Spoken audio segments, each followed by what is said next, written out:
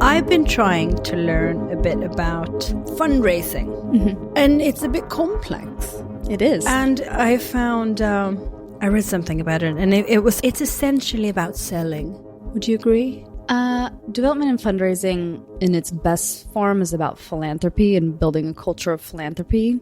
So engaging people to become the part of the community that you're quote unquote selling. So for me, MoCA, the Museum of Contemporary Art, it's about inviting people to become a part of the community of MoCA, both to support what we do, our exhibitions, our program, but also to become part of a community of supporters. So, in its best form, it's not transactional like selling is. Like it is. There is parallel there, but because it's philanthropy, hopefully people are more engaged with the program and they do it more altruistically. So what is it you do? What does it say on your business card? My business card says Director of Individual Giving. So yeah, and what is that? Right. So in fundraising in museums and in other institutions as well, any nonprofit or university, fundraisers specialize in different areas of fundraising. So I'm the Director of Individual Giving, so I work with individuals or people, but I have colleagues at MoCA that work with institutions, so governments, corporate businesses, or foundations. So we divide up the fundraising that way. So if I come into MoCA and I become a member... You would be in my area. I'd be in your area. Okay. And if I become a member of MoCA as an individual, I get in for free? You do. That's what one of the main perks. Mm-hmm. You get discounted parking. And one of the main things is you get to come to our opening. So you get a first look at the special exhibitions before they open to the public. And we've actually reintroduced some other fun benefits like member preview days. So you can actually come in the 1 or 2 days prior to an exhibition opening. So you can come in during the day with your family and again, see it before the rest of the public does. And we offer like behind the scenes tours. We offer a lot of opportunities to learn more about the exhibitions or the programs or the history of the building or the history of MoCA. So a lot of that is about engagement. Do you have any idea who these individuals are? In the membership program? In the membership program? Actually, I do. So they come primarily from the east side. So Silver Lake, Los Feliz, that area that's immediately adjacent to the museum. And then the other biggest chunk in terms of our LA audience, which is the biggest audience for MoCA, comes from the west side of LA. So Beverly Hills, West Hollywood, and all the cities sort of clustered around there. So we've kind of this two poles of these areas of LA that are the kind of primary drivers of the people that join. And some of them are locals and they know of all the institutions and they become members that way. And others come to visit the museum and they become members on site after experiencing the museum. And do you have any idea if this has changed? Let's say, was this the same 25 years ago? Do you have that kind of statistics? Or do we know this generally? I don't know if we've done recent sort of like research or studies for MoCA's history on that. Because I think that would be interesting, because I know a recent study in Sweden showed that more people visit museums than ever before. Interesting. Any kind of museum. So that would be something very local or a museum for cars or art museums. Wow. And that I find interesting, because that means that so many more people nowadays find the institution. Right, exactly. In itself. We have definitely had our attendance has definitely gone up over the years. So every year we're sort of increasing the attendance and becoming more popular. There's also more museums in LA. So I think people are generally more aware of art museums as LA becomes an art center, hence Freeze, like we were talking about. Yeah, of course. That's interesting that more people will become aware of the art. Do you think that's changing a lot? Do you think LA is positioning itself as an art city more and more? Yeah. So I don't know exactly what sparked it, but LA has definitely become an art, like a world art center. A lot of people will say it's sort of shifting somewhat away from New York to Los Angeles. And a lot of that is galleries, both international and New York galleries opening outposts here in LA, big international galleries or New York galleries. This is somewhat unique to LA, but the number of private collection institutions, so the Broad, the Marciano Foundation, they're like private collections that they've turned into museums. So they're also open to the public. They have a public sort of facing side. So We have a high per capita number of arts institutions in LA.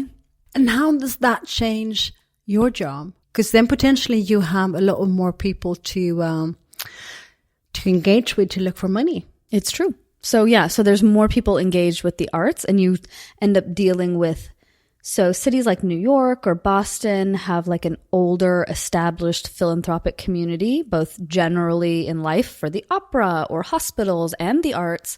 Whereas in LA, it's generally understood to be much quote unquote younger, meaning that hasn't been that many years of established history of philanthropy. It's also a younger city. So there's both that and the fact that there's more people engaging with the arts because of all these arts institutions. So you're sort of adapting to the needs of a lot of different kinds of potential donors and existing donors. Some of them are more transactional and they want parties and events and fun and flashy, and others are just philanthropic and want to support and are kind of open-ended that way. The best kind are the people that are philanthropic and they just want guidance and they're just like very open and they want, teach me everything, you know.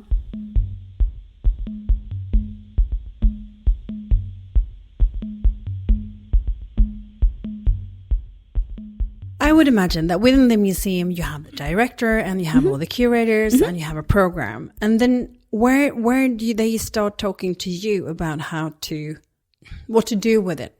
The curator, the staff? That is on not the a staff good question. side Do you or on the understand what I donor mean? side? Yeah, like obviously MoCA has a program, a series of exhibitions over the year. And then you must create events for the individual members, but also I would imagine for institutions that give money to the museum or whatever. Yeah, how's the communication between like the curatorial team and your side at the development? Yeah. So at the best institutions, and thankfully we're super successful at this at MoCA, we work really closely together, partially because we're just a small institution. We're like literally in it together, but our whole development's program is based on the exhibitions and the program that curatorial is developing. So we work really closely with them to build out everything we need for our donors at every level for every program. So if there's a certain exhibition that opens, so we have a bunch of exhibitions coming up for our 40th anniversary, we work with curatorial years in advance when they're putting together these exhibitions to help them to fundraise for the shows. So couple years in advance when they're doing research and putting together the ideas for the shows, we'll work with them to get a description of the show, some advanced research, some names of artists or collectors they're working with to borrow works from for the show to approach for funding of the show. So we sort of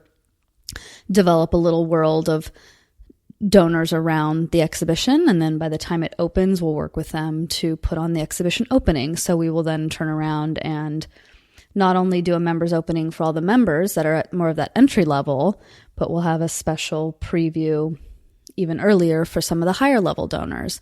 And then beyond that, a smaller exclusive dinner with the director and the curator and our trustees for those that supported the show as donors and sponsors that underwrote the show. So it's all stratified. We encourage people to increase their giving by giving them the different levels of access based on how much they're supporting the institution. How much money can you contribute to an institution? As much as you'd like, or as little. That's the beauty of it. Yeah. Yeah. So we have all the different avenues for people to support. They can become members and have a membership that comes with benefits and events and programs that they can do to engage with the institution. But philanthropy is also just supporting monetarily. So we have an annual fund, which is basically MoCA's bank account. It's our general operating funds, and we do campaigns twice a year that invite people to just support our institution by donating to the annual fund.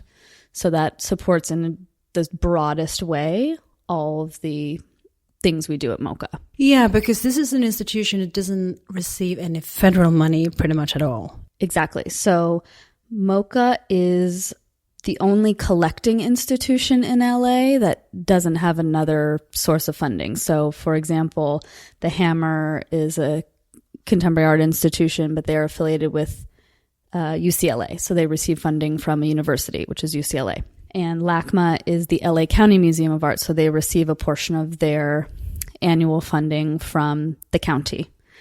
And there's other smaller institutions in Los Angeles, but they're Kunsthal, so they are only sort of working on a budget that allows them to put up a series of shows, which is a bit more economical. But MoCA is different because we've always been a collecting institution, so we collect art. We have a collection of almost over 7,000 objects, 7,000 artworks. So we're not only collecting and building that collection for future years, but we're also putting on our permanent collection shows and special exhibition shows as well throughout the year. So we're sort of in a special spot. Yeah, very much so. So your job, what would you say, what's the most challenging thing that you do in your job? That's a really good question. Probably, oh my gosh, I don't know.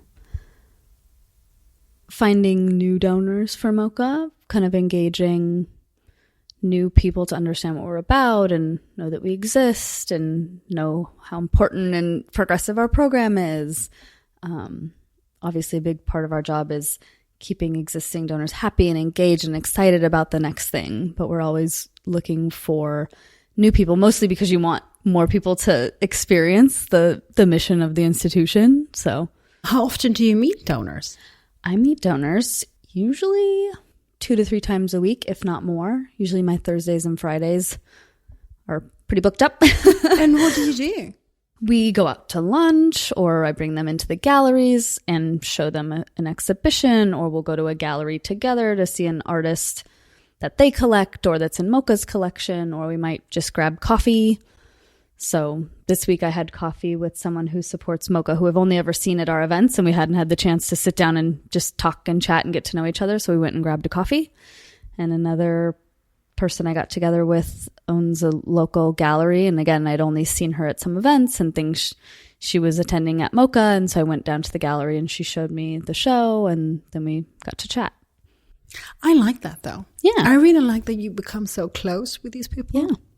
That's a lot. It's a lot of development is relationship building. So less so about like selling something to someone. It's relationship building, getting to know them and understanding where they're at in the art world and in terms of their relationship with MoCA.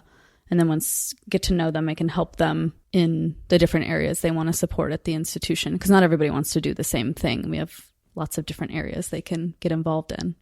And that's interesting, because then the museum, the institution becomes a part of something much, much larger. Yes.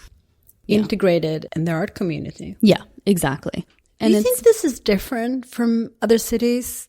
No. I have a feeling right now that LA is very good at being generous.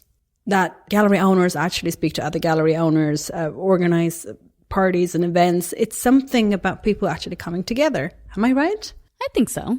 I think because LA is now becoming this art center, there's like so much momentum and so much going on that everybody wants to work together to make the best of it and like do the most with that excitement. So galleries are super willing to work with us to sort of collaborate on programming or support for exhibitions or parties during freeze, things like that. Yeah, there's so much happening and so much good art being made that there's a lot of opportunities to share it with people and a lot of crossover. Yeah, of course. So do you, like the people who work in other museums in your position around LA, do you know them? Yep, I do. I've worked with some of them. And the ones I haven't, we're usually friends.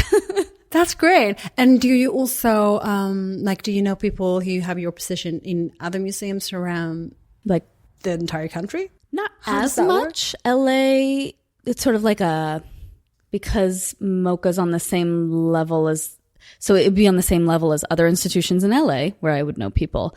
And then the other institutions of that level would be in New York, for example. So it's a little bit far away. Yeah, but still it makes sense that you would actually know each other. Possible. I'm trying to think if I actually do.